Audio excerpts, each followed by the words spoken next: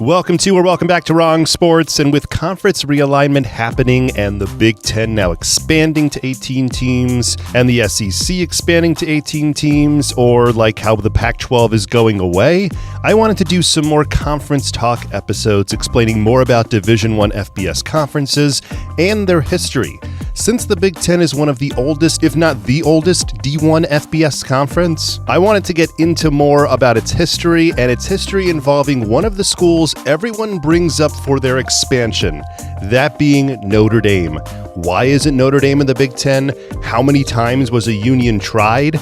And what might happen in the future is what this next episode will be all about on Conference Talk. And before I get into that, make sure as always you are subscribed to the channel below. Ring that bell so you can get updates on brand new videos I will be dropping in the future. Plus, you can really help out my channel and check out exclusive videos. I have dropped now 3 exclusive long-form videos on my Patreon page. You can check that out in the link below, or simply just go to patreon.com/wrongsports and help out the channel there. And of course, like and share this video and share this channel with other college sports fans.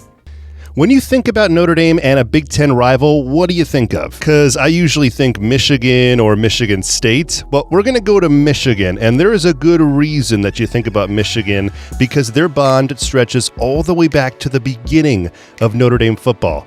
It was on a November day in 1887 when the Michigan football team taught some Notre Dame students how to play this new game, sweeping the land, while they were waiting to catch a train in South Bend that would eventually take them to Chicago for a Thanksgiving game against Northwestern. The game between Michigan and Notre Dame is considered a real game, even though Notre Dame just learned how to play that afternoon.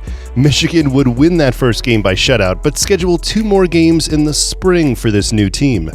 Those games would go a little different, as Notre Dame scored in both of those games, but lost, giving Michigan now a 3-0 record in this rivalry. The spring games would officially be the first games for Notre Dame, and also the first time that Michigan had given up points in over 4 years. So by scoring on Michigan, Notre Dame showed they were quickly learning the game. After those early games, the Michigan-Notre Dame games were scheduled whenever Michigan had time for it. They did play a few times in the late 1800s again, and then again in 1902, before stopping again until 1908. But during that time, the small Indiana school got a lot better, leading to Notre Dame to apply to join the Western Conference, or the precursor to the Big Ten. They would be rejected and given a mediocre excuse for it, which was that the division of college football wasn't large enough, and the Western Conference didn't want to get any bigger than what they already were, which was only a handful of schools at this point. But the bigger reason, and the one that makes more sense, is that Notre Dame had different player eligibility standards, which was true as Notre Dame would play freshmen and sometimes players that had graduated already. Notre Dame would revise their player eligibility standards, but they were still denied. With that rejection from the conference still fresh on their mind, Notre Dame would challenge Michigan once again in 1909. This time, Notre Dame would surprise Michigan and beat them 11-3. But that game would lead to more tension in this rivalry, as after the game, Michigan head coach Fielding Yost would insult Notre Dame star, their halfback Red Miller, then not put him or any other Notre Dame player on his All-Star Western ballots, and push other writers and voters not to name Notre Dame the 1909 national champion. In addition, Yost would continue to say that Notre Dame played ineligible players, even though it would turn out that Michigan had one, so that was a slight embarrassment, but that would come out a little bit later. But after that 1909 game and everything that happened after that, these two schools were scheduled to play again in 1910, but that wouldn't happen, as Michigan and Yost canceled the game the afternoon before, just as Notre Dame was about to head to Ann Arbor. This cancellation resulted in Notre Dame only playing 6 games, and all against smaller schools, which hurt their profile in the growing world of college football. But their profile only got worse when apparently Yost and Michigan talked other Western Conference schools into boycotting Notre Dame from the conference and from playing them in the future.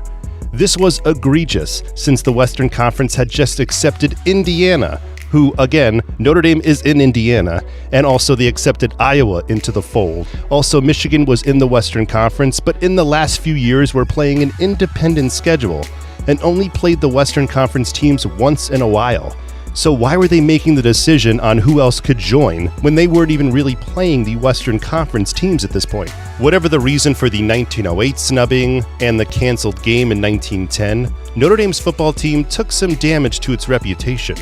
For one, their schedule was rather weak without Michigan, but in 1911 and 1912, the schedules got even worse, as Notre Dame was unbeaten in both years, but playing smaller schools that were in Division III now, and their only big school was playing Pitt. The few years that Notre Dame was in purgatory resulted in some changes that would carry with Notre Dame for decades.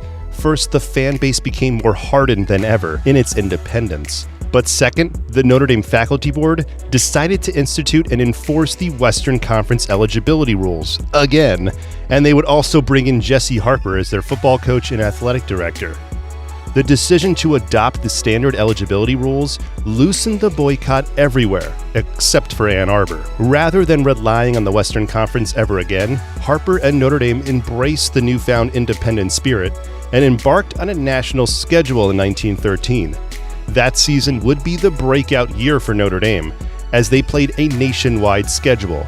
As they beat Penn State on the road, then they went to Texas and beat the Longhorns, and most notably, they beat Army. Notre Dame shocked the nation in that Army game, and reports from the day note that Gus Doray and wide receiver Knute Rockne were unstoppable through the air, demonstrating what a great equalizer the forward pass was going to be, resulting in a 35-13 victory over Army that put Notre Dame football on the map for good. And speaking of Rockne, he would become the new football coach for Notre Dame in 1918 and continue to revolutionize Notre Dame on and off the field. On the field, he instituted a variation of the T formation that became known as the Notre Dame box formation. In Rockne's offense, the traditional backfield would line up in a traditional T formation before shifting into a variation of the single wing, or the box, just before the snap, allowing the players to gain momentum and carry that into the line, which made their offense move even faster. Off the field, Rockne continued to promote the Irish through playing games in large cities that had large Irish populations, like New York City and Chicago, and one of Notre Dame's longest-standing rivalries, USC, which would expand their footprint even more to the West Coast. As Rockne and the Irish rolled up victories and championships during the 1920s, Yost and his offense, which was based on trying to punt on early downs, pin the other team back, and force a safety or turnover, became the most vocal critic of Rockne's offense. Yost would ultimately convince the National Rules Committee to institute a rule in 1929, stating that two players must be stopped for 2 seconds before the ball was snapped, which of course was only thought of because of Notre Dame's box formation. But even with that in place, Rockne and the Irish still claimed another national title in 1930. So the rivalry between Notre Dame and Yost also has another wrinkle to it. That was the rivalry between Yost and Knute Rockne. The reason for that starts probably around 1923. At the Big Ten Track Championships, strangely enough, Notre Dame was invited to participate as a guest, as Michigan's boycott of Notre Dame extended only to football, so they were still invited to play other Big Ten teams in other sports. So that's why I put a lot of this rivalry blame on Yost. Anyway, at the track championships, Rockne sided with Illinois against Michigan in disputing a controversial referee's decision. That just added fuel to this fire, as no Notre Dame team would ever play at Michigan again until 1937. Football did not resume until 1942 and 1943, before another long hiatus, and then they resumed play in 1978. Rockne and Yost sparred over offensive philosophy, eligibility requirements, and recruiting tactics until Rockne's untimely death in 1931. And going back to the eligibility standards, Notre Dame had adopted the standard eligibility requirements of the Western Conference by Rockne's death, but still, Yost was not a fan of whatever they were doing. Yost could never convince his fellow Big Ten members to stop playing the Irish in football again. He did succeed in blocking one final Notre Dame attempt to join the Big Ten in 1926. This story is from Shakedown the Thunder by Murray Sperber, and he describes how Yost and Amos Alonzo Stagg from Chicago would feed a steady diet of fake rumors to the press that hardened opposition to the Notre Dame bid, and Notre Dame would eventually fail getting in again. This was the final bid for Notre Dame for a few decades, as the fan base was feeling what the alumni and the school was already feeling from the Big Ten, and it was hostility, prejudice, and rejection. And that final rejection was the capper on Notre Dame's independence, as fans and alumni wrote many letters to the Notre Dame administration, arguing in favor of independence and against Big Ten membership. And you know what? Notre Dame would succeed in being independent, as they would win a handful of national championships in the next decades. But there would be one more attempt in getting these two together, and it would happen in the 1990s, as college football was going through a realignment, and many teams were leaving the independent ranks to get into a conference. This was due to TV rights and due to the fact that independent teams had to sell their own TV rights, which was hard for a lot of teams to do. Only a few teams can do it. One of them was Notre Dame. Jim Delaney was the Big Ten commissioner at this point, by the way, and he looked towards Notre Dame for expansion. But by this point, Notre Dame were coming off of fantastic seasons, and since the NCAA didn't have control over TV rights for college football, Notre Dame were able to capitalize by making a huge, record-breaking deal with NBC.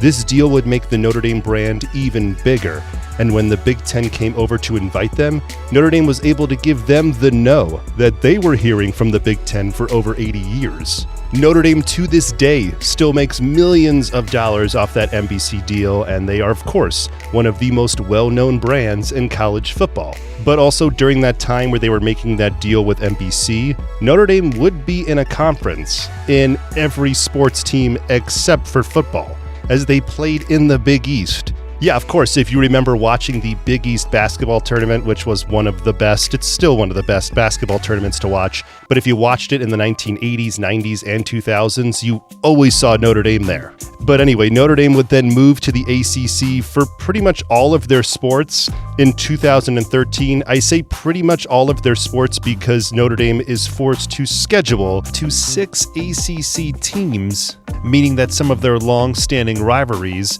like Michigan State and Michigan, hasn't been on their schedule in the last couple of years, though I believe the Michigan State-Notre Dame game is coming back in a few years, as is the Michigan game. But now with the Big Ten and SEC poaching teams, the rumors and stories about Notre Dame finally going to a conference, whether that be the ACC full-time or the Big Ten, have heavily been promoted. The only thing is, why hasn't it happened yet? And history, like I explained in the last 10 minutes or so, might be the simplest reason, but also money. Yeah, that's because Notre Dame clearly had an advantage over most schools back in the day and probably now, in that they are the only school that has their own TV contract, and it doesn't seem like it's going away anytime soon. It does make the most sense for Notre Dame to go to the Big Ten. It just does. They're within like a 6-hour car ride of about 8 to 10 of these schools now. It's insane that they don't. They used to play, obviously, Northwestern all the time. They used to play Indiana, Purdue all the time. Those are all Big Ten schools. They don't play them anymore. And that new scheduling theme that they have to do is really going to hurt them in the future because of the college football playoff. And the college football playoff having those conference tie-ins that definitely will get in. And since Notre Dame is not in a conference, they're not fully in the ACC, even though they play a half a dozen of those schools, they're not competing for the ACC title, which means they won't get that automatic spot. So you always hear everyone talking about how Notre Dame can't get any higher than 4 or 5, actually, in the college football playoff because they're not in a conference. So it's really getting to the end of this whole independence thing that Notre Dame has been on for the last 100 years or so. Anyway, thank you so much for joining me on this conference talk all about why Notre Dame and the Big Ten don't get along, why they aren't together. Tell me what you think. Tell me some other reasons, or if you think I was totally wrong or if I was totally right on the reasons why Notre Dame is not in the Big Ten. Tell me in the comments below. Also, make sure that you are subscribed to the channel below, ring that bell, and check out my Patreon, patreon.com/wrongsports for exclusive videos and content there.